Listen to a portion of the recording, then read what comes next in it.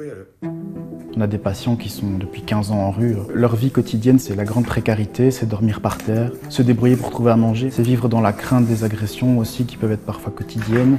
Quand on se pose à côté de ces personnes, on découvre des personnes formidables qui ont juste des parcours de vie pas simples.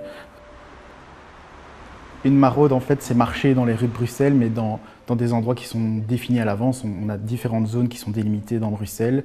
Par exemple, on a la zone qu'on appelle la zone rose, qui est gare du Midi, où là, on sait qu'on va vraiment tourner dans et autour de la gare du Midi, parce qu'on sait qu'on a tout un nombre de patients qui s'y trouvent et qu'on est susceptible de les rencontrer.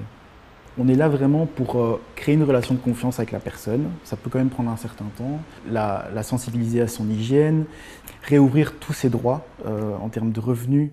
Les personnes qui sont radiées, c'est faire en sorte qu'elles soient de nouveau inscrites au registre de la population, qu'elles aient de nouveau une carte d'identité. Donc toute une série d'étapes qui, très souvent pour ces personnes, au début, ne représentent plus rien parce que ça peut faire des années qu'elles sont à des années-lumière de ça. Mais pour retrouver un logement, c'est fondamental. Donc vraiment, nous, l'équipe rue, infirmiers et assistants sociaux, c'est, je vais dire, recréer tout ce contexte qui sera favorable à un parcours de réinsertion et à une entrée en logement par la suite.